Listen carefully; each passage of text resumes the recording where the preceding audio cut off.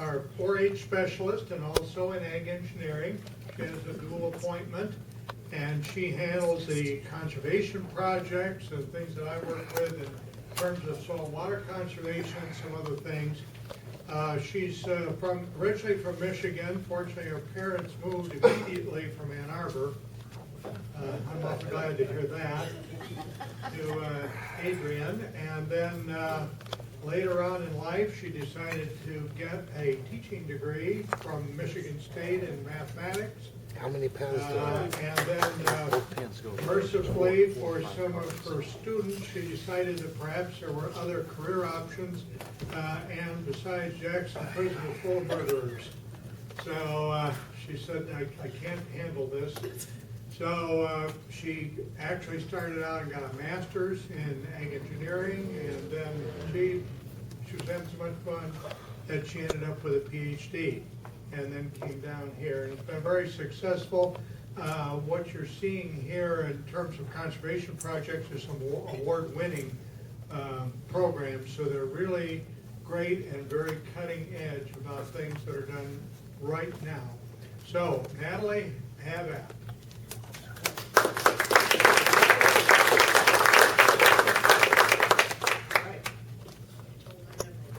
Thank you very much for inviting me, Gary, and all of you, and for you all to sit there and listen.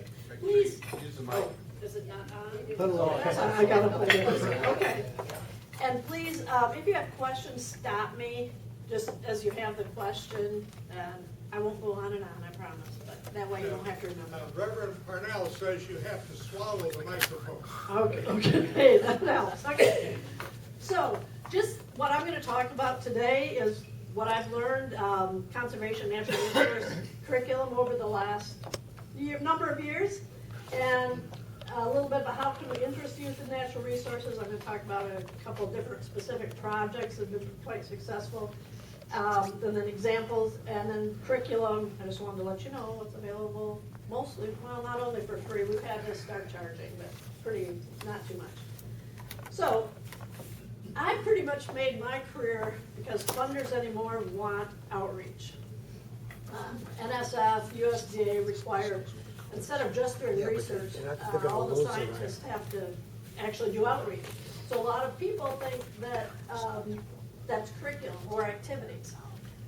And a lot of scientists think that all they have to do is talk about their subject. Oh, I'll just tell and everyone will understand and use it. I don't find it that easy, and that's what I'm going to talk about here. Effective outreach requires knowledge of your audience, and our audience has changed some over the 25 years. Different interests, abilities, it takes a lot of time, it takes commitment and buy-in. Why in 4-H, and I'm primarily talking about 4-H, but other informal education. Kids come to us, youth come to us because they want to. They don't have to, well, unless their parents make them, but you want to make it fun, and we want to make it hands-on as much as possible.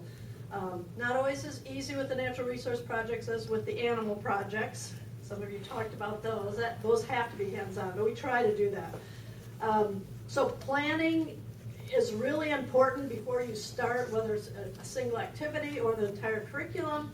And why are you doing it? Why do the youth need to know this? Why would we even bother? And where to end? What is our end goal? Is when I say where to end is where we're going from here to there.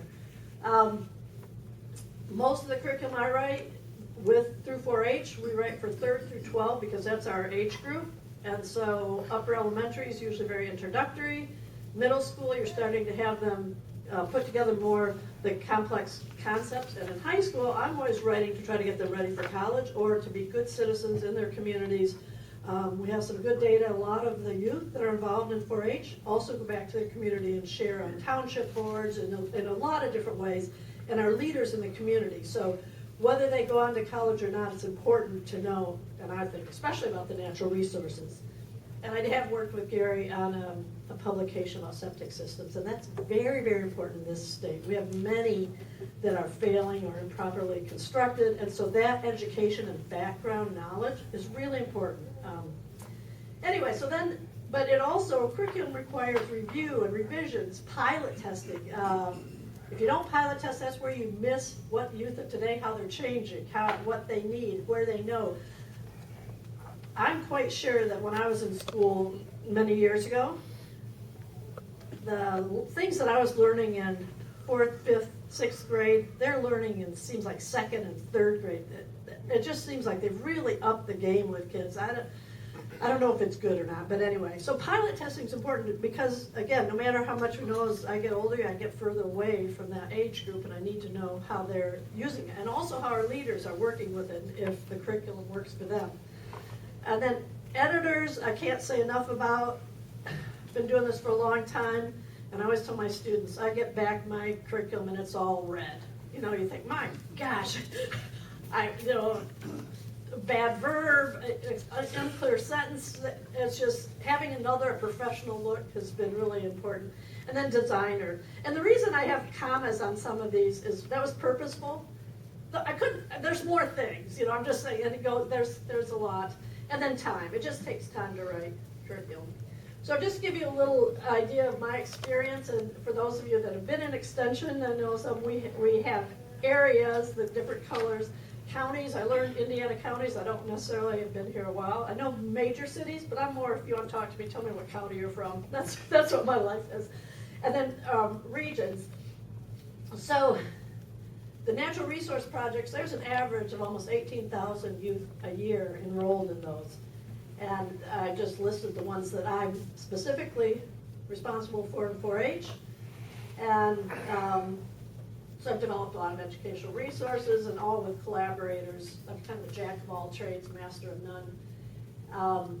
We sell about 13,000 publications every year from Purdue, and national 4-H, I've been successful in a number of those going up through national, and that's the total number so far. Forest of Fun, we worked with folks out of Kentucky, teaming with insects. Many of you will know Chris Aceto and Tim Gibb were critical in that. Weather and climate science, I worked with Earth and Atmospheric and planetary science folks, and then wildlife, of course, with FNR people. So what I've learned, the extension system is critical. I think there's a lot of good curriculum out there, and there's a lot of people writing it. But to have a system where people are going to, and why gives them a reason. The educators are really important. They do so much, but they recruit, I'm talking youth educators for the most part now, but recruit and assist adult volunteers. And then give assistance with the organization, oversight, problems. You know how much that takes. It's a lot of work. And finding those caring adults that we have to work with. And of course, all our adults have to sign all those things. We have to do background checks and everything. It's the way the world is today. And then a high quality research-based curriculum. Like I said, I'm not the subject matter expert in all these areas, so I work with people who are, and I work with what do you expect high school, college freshmen to know, or what would you like them to know? What do you do your freshman year with youth, and try to get them to that level. And of course, the fair is the showcase. That's our big fun thing for kids. And then continuity, I say, both from year to year and from generation to generation. A lot of you that were in 4-H, probably your kids were in 4-H, and that's a great thing, and it's really helps helps us. And then this is not alone that, of course, Extension does this. There's a lot of Boys and Girls Clubs and Boy Scouts and Girl Scouts that do these things. So just briefly, this is kind of my overview of what I do when I write curriculum. The curriculum team is the subject matter experts, plus I often have teachers that help, and parents of youth that have been involved. I've gotten to know a lot of them over the years. They're really great. The logic model is just look at where are we going, what are we going to teach. It's kind of scope and sequences. What order are we teaching this in? And then, of course, writing activities, draft and send it for review, do revisions, pilot testing with youth of the age group that you're targeting, and again, revisions and editing, design and layout. And now for the web, we're going more towards the web. Kids like to do things on their phone, and also it really cuts down cost, and not only of printing, but of housing. It takes a lot of room to house all the extension publications, so they're really going towards online, but we have to make sure they're accessible for vision and all of that. And then using, promoting, and thanking everybody that was involved, sending them a copy of what we do.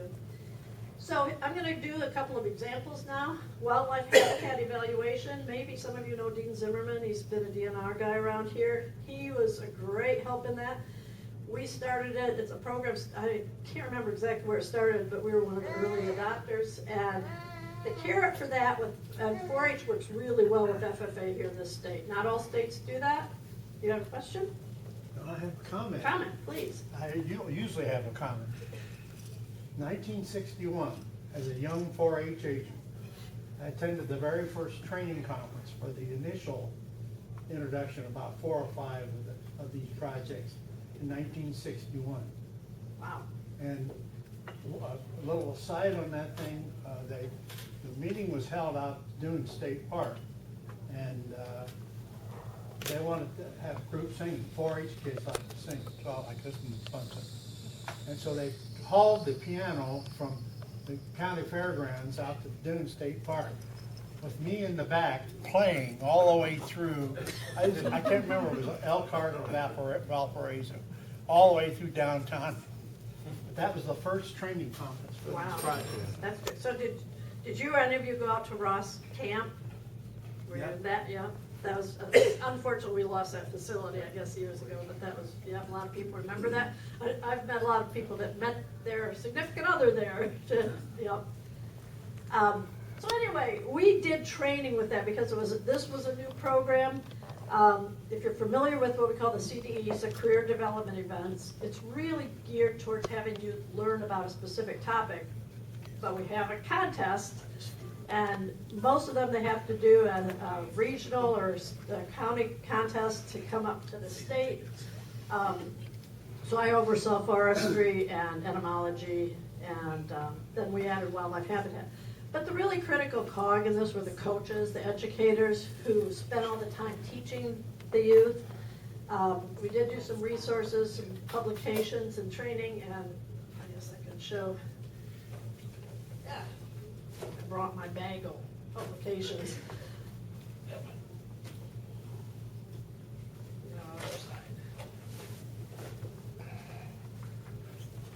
So one of the things we did flashcards so they could quiz each other, except these are the water indicators of water quality. Very similar to this, so kids could quiz each other on species. They had to know species, they had to know what their needs were for space, food, and everything. And then the other thing, the youth, the one at the Indiana, they got to go to a regional or a national contest, which is held all over the United States. They go out west, and then they go to Midwest, and then the East Coast, because of course all the habitats are different. And so the youth who win at the state level then have to learn the habitat needs and the animals of those different.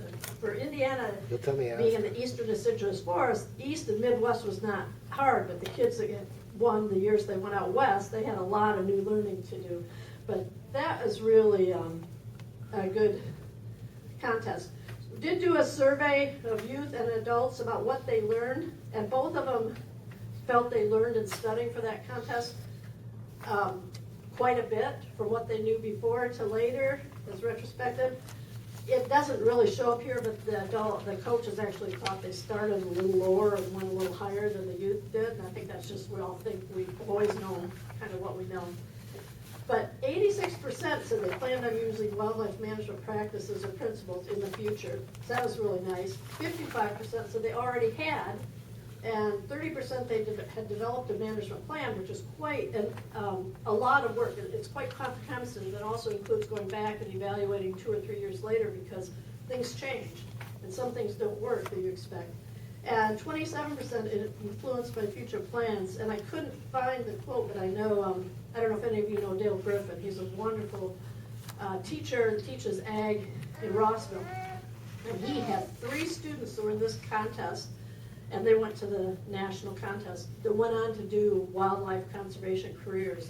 And of course they started out liking it, or they wouldn't have been involved, but it was neat that happened. Another example I wanted to talk about was shooting sports, the carrot, of course, shooting. Purdue requires a comprehensive training, 30 hours. We do a long weekend and everyone has to have it. I get people asking, well, I've got this certification in NRA and this, we gotta have ours. We're focusing on youth and we gotta know our safety and our requirements. And I'm one of those. and thank you very much. That is a thing kids have a passion for. 4,132 certified instructors, and I say 1.4 certifications per person. A lot of times people come back, and what are you certified in? Pistol. Pistol? Okay. And so we've got pistol, shotgun, rifle, archery, coordinator. We do require a coordinator to oversee it because it's so much work. It's a much higher level.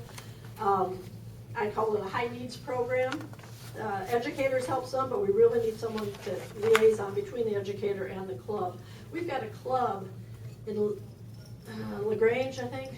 LaGrange is big. Anyway, we've got clubs of 4-H shooting sports kids, 300 to 500 kids. Huge, bigger than some of our smaller counties, total 4-H building. That takes a lot of work, a lot of organization.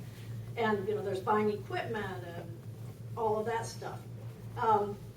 DNR, and we have worked together. I've worked together with their hunter education people closely, and they are great. And we do all our trainings out at Ross Camp, which is in Tippecanoe County, so that's really nice.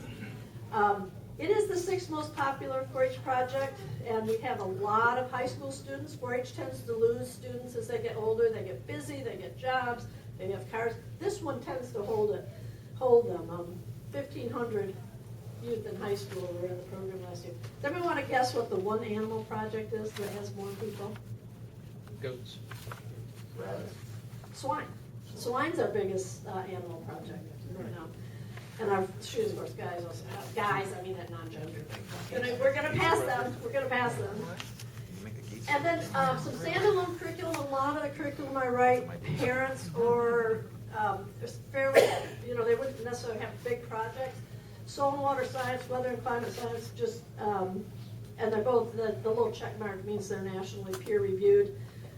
Came out a few years ago. They're online, and in both of these, I was working with a team, a local team here, and for soil and water, they had jumping ahead. Level 1 introduces basic concepts. That hasn't changed much over the years. The basic concepts are the basic concepts. What causes wind erosion, that kind of thing. But as we go to level 2, the grades middle school, we try to get youth to put the basic skills and concepts together to understand more complex things. And then level 3, this is what I thought was so great, because as a former high school teacher, you're always hearing, why do we have to know this? Why do we have to know this? And it's kind of a hard one. You may use it in the future, you may not. So we decided to do all of level 3, which is our high school level, based on why they might need to know it. And for soil and water, the septic systems, you're a homeowner. Well, you might be a homeowner in a rural place and you need to know about that. Or even in urban, we talk about urban wastewater treatment. Those issues are also, there are things there to talk about. You're a resident of a watershed. Let's look at the bigger issue. So for the weather and climate, we just said you're a resident of a local community. As a food and fiber producer, farmer, there's certain things you need to know about soils and soil health there. As a mayor, other things you might know, teacher, legislator, and the mayor is kind of like mayor, councilman, whatever. So trying to get youth to kind of think how they might need to know it, and then we group activities in those ways. I wanted to just show you briefly, I know Eileen Kavicko is here. Was asked to, got a SARE grant, which is Sustainable Agriculture Research and Extension, to do curriculum. They saw the soil and water curriculum, and some of you that are an extension specialist, Roy Ballard, and he contacted me and said, how much soil health? I said, well, not that much. So he pushed me to get this grant, and then we developed more, and I just, teacher resources, we got soil basics, which was a lot for my soil and water curriculum. We have the activity, the little shovels are to dig deeper, and there's a lot of good things out there that we link, whether they're from NRCS, through extension. The little paper clips for, I guess that's attachments, and then the little plays are, there's a lot of good video clips, short YouTube videos through NRCS, through Purdue. Eileen, has got a couple of hers on there and some other people. So that's that one. And then just I wanted to mention the curriculum that I've done, and that's what I've got here if anybody's interested in seeing any of this. This is not 4-H curriculum, so there's 4-H things that I'm responsible for in my job, and those tend to be the age-graded manuals. There's other things that come up, bioindicators of water quality. I was at a conference in Costa Rica, and somebody had done this, and that's great, where kids go to rivers, they collect insects and identify, and they can do a pretty good job of looking at the water quality based on what insects are there. So that's that one. Oh, if anyone's interested, I got a lot of handouts for our soil health website because that was funded. But could you hold this a minute? Thank you. So this is what the soil water looks like. Thank you. And I did do print some. It is online, but you can. This is what a designer does, as opposed to some of our old publications that are all text. They do get more text heavy as youth get older. Weather and climate. When we did review the weather, somebody talked about the 60s. There was in our old weather manual, they said, we don't know what makes rain. And when I was having people review the old manual, they said, they may have not known back then, but we know now. And so I got, anyway, weather and climate. Shooting sports, we just have one manual. It's not meant, shooting sports really has to be done with our certified instructors. But this is more something they could send home, just identifying parts of the firearms and the crossword puzzle for those, and the importance of hearing protection and eye protection, and so it goes on and on. Etymology, this is what Chris Aceto and Tim Gibb and I had, twice we've been funded by the National 4-H to do these, so this is the most, we revised the revision a few years ago. So, thank you. And what I do, I had, there it is, I probably dropped it, thank you. So, I think that's the last, no, I went backwards because I had it upside down. So those are the curriculum I've been working on, and I appreciate your attention, and any other questions? Yes?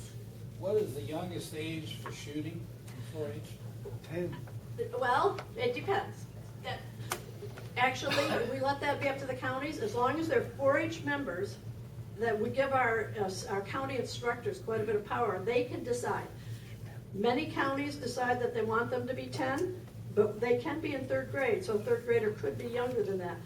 Others, and we talked about this a lot in our workshop, they also can, some counties require that they first do more of an overview thing, and some counties will let them pick disciplines. Yeah. Can they start out with pellet guns? That's what they often do, air guns, yeah, but that's up to the county. We let our county instructors and the coordinator decide what's right for their county, and it does vary from county to county and across the state. Pardon? No, certainly not. One thing they learn a lot is about range plans, and with we actually have some nice, we've had some of our state instructors, we have a big state instructor team, about 30 people, develop a shooting in a box for those very young kids, because one of the things, if you're shooting with, especially pistols or something, and somebody says something, you don't want them doing pistols, so they have to set their pistol down. They've got a box here, and they can only do that, and so if they get distracted, there's wooden sides on both, and they're shooting air pistols, but still, it's the safety and learning, the importance of that, learning range, that we have not had, with all these kids have been through it, we have not had any accidents. So, yes. Yeah. Other questions? Comment about yeah. that. The primary reason for that project, young kids become very, very fascinated with firearms. And this is probably the easiest way to diffuse that to the point where it becomes safe and useful. I think I had a number of years ago, a woman from Indianapolis came. She was a nurse, and she said she came to find out more for herself about the whole project and teaching, because she saw too many kids that were curious and they didn't know, and their parents were scared to death to let them know about guns. And she said that's where these accidents happen. They don't know how to handle guns. They don't know, but there are no, this is when I talk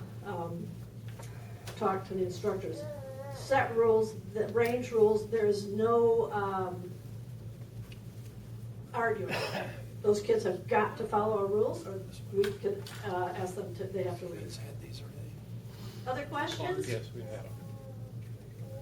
Well, this has been really fun. Thank you very much.